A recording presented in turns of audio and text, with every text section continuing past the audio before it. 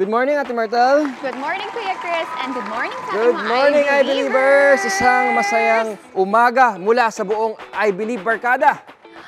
Pero, teka Kuya Chris, ba't parang kulang tayo? Ba't parang tayo lang dalawa dito? Ito kasi kasama ni Kuya Rodfield, si Kuya James. Oh, welcome back! natin to! Kakain namin sa bahay eh, kaya sinama ko na dito. Oo nga, namiss na kita, partner. I miss you too. How are you? Wala eh, miss na kita eh. Kaya bumalik na ako.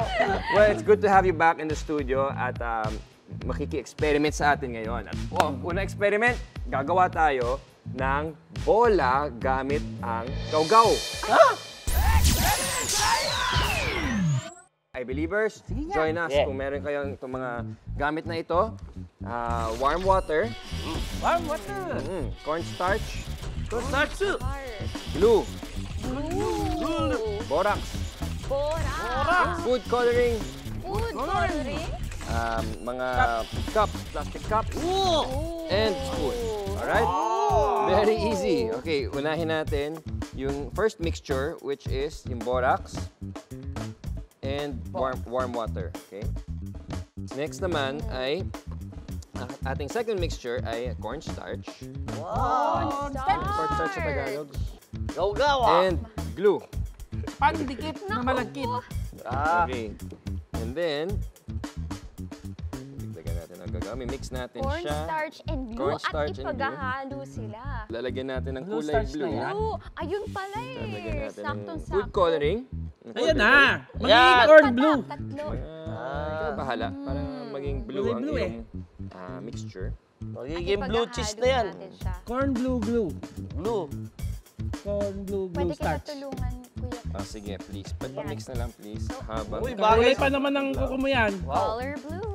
Mga I Believers, ihahalo na Maganda, natin yung siya. pagka-mix ni Myrtle, mukhang Grabe yung pagka-mix very mo. fine Galing na. ah, parang Galing mag-mix. Blue na Ka blue na na dyan. siya, mga I Believers. So, So ito Wala na yan? yung mixture ng glue and cornstarch with food coloring. Now, lalagyan natin ng mga half teaspoon ng ating mixture ng borax and warm water. Tapos itutuloy ko lang pag-mix.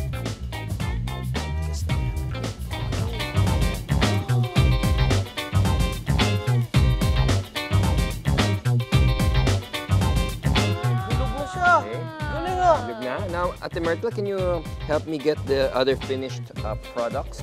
Yan. Thank you. Thank you very much. Thank you. Okay, tabi na natin tong iba. So, ito na siya. See? Parang bola. Ayun, no? Tumatalbog. Parang ano yung jackstone. Yung jackstone, di ba? Naalala ko yun kasi Cute, diba? nung bata ako ay nagja-jackstone ako. Tapos, oo nga, nagbabounce Bouncing talaga ball, di siya. ba? Ito. Oo! Oo! At dahil bouncing ball, meron tayong basketball. Wow! Wow! Galing! Ito, Saka ito. ka professional I basketball player. believe! Oh, sabay ka, sabay oh. Oo! Oo! Chris Joe, ginawi! Oo! Palpal. Oh! Kasama pa ang pao! Ano masasabi niyo guys sa ating DIY bouncing ball? I believe! Paghagi sa bola, hinila ito pababa ng gravity. Tumama ito sa surface ng court. Ang puwersang ito ay nagbigay ng equal force pabalik sa bola, kaya nag-bounce ito pataas. Tandaan na yung bola ay gawa sa elastic material. Kumbaga, pwede itong i-stretch pero kusang babalik sa original shape. Pero yung nagawa nating homemade clay, hindi kasing elastic kaya ng rubber. Kaya hindi rin ito ganun katalbog. I believe!